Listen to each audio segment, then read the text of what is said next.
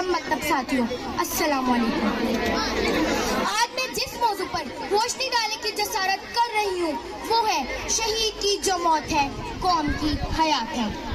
شہید تم سے یہ کہہ رہے ہیں لہو ہمارا بھلا نہ دینا، شہید تم سے یہ کہہ رہے ہیں لہو ہمارا بھلا نہ دینا،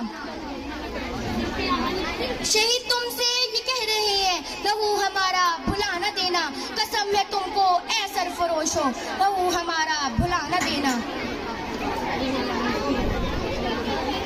جناب صدر، گرامی قدر، محترم اساتذہ کرام اور میرے ہم مکتب ساتھیوں، السلام علیکم۔ آزادی کی جدوجہد کا وہ منظر کہ جب پاکستان کی زمین کو کئی لاکھ مسلمانوں کے لہو سے پاک کر کے حاصل کیا جاتا ہے، کہ وہ پاکستان جس کی تاریخ کو میں نے اور آپ نے اپنے خون کے قطروں سے لکھا ہے، نہ جانے کتنے ہی شہیدوں نے اپنا لہو نچھاور کر کے اس وطن کو حاصل کیا ہے، کہ میری ماں نے اپنی آنکھوں کے اجالے دے دیے جس کو، کہ میری بہنوں نے افشا کے ستارے دے دیے جس کو، جسے بخشا ہے زخموں نے لباس مشک بو اپنا، شہیدوں نے نچھاور کر دیا جس پر لہو اپنا۔ رفیقان جہاں میں جس طرح ایمان زندہ ہے، وہ پاکستان زندہ تھا، وہ پاکستان زندہ ہے۔ جناب صدر،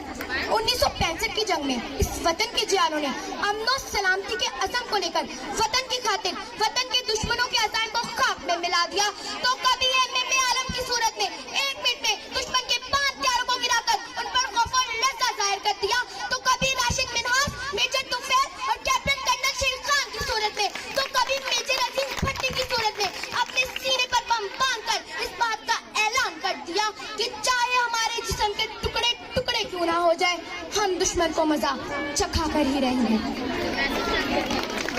جناب صدر، 1965 کی جنگ میں ہمارے دشمنوں نے بڑے فخر سے بات کہی کہ ہم صبح کا ناشتہ لاہور میں کریں گے، لیکن سلام ہو ہمارے وطن کے جانباز سپاہیوں پر جنہوں نے صبح کا ناشتہ تو کیا ایسا لنچ کروایا کہ شاید وہ اس لنچ کو کبھی نہیں بھولیں گے، کیونکہ شہید کی جو موت ہے قوم کی حیات ہے۔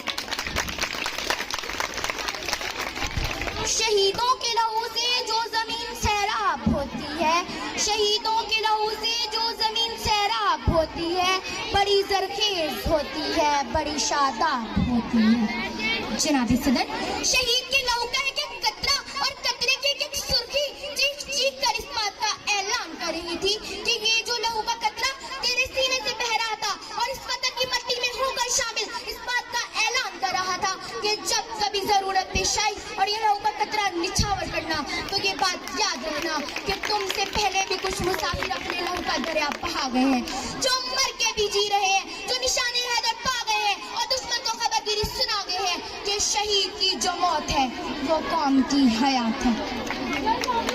جناب صدر، میں سلام پیش کرنا چاہتی ہوں اپنے وطن کے جانباز سپاہیوں پر جو وطن کی امن و سلامتی کی پکار پر لبیک اور نعرہ تکبیر کی صدائیں بلند کرتے ہوئے اپنا لہو گرا کر سرحدوں کی حفاظت کرتے ہیں، تو کبھی اعتزاز حسن کی صورت میں جس نے قوم کے مستقبل کو تباہ ہونے سے بچا لیا، تو کبھی 130 ننھے شہیدوں کی صورت میں جو آرمی پبلک اسکول میں شہید ہو جاتے ہیں، لیکن ان کے دوست بچے دوبارہ اسی اسکول میں تعلیم حاصل کر رہے ہیں اور دشمن کو یہ پیغام دے رہے ہیں کہ ہم نے خود بھی پڑھنا ہے اور دشمن کے بچوں کو بھی پڑھانا ہے، کیونکہ شہید کی جو موت ہے وہ قوم کی حیات ہے، شہید کا جو لہو ہے وہ قوم کی زکات ہے۔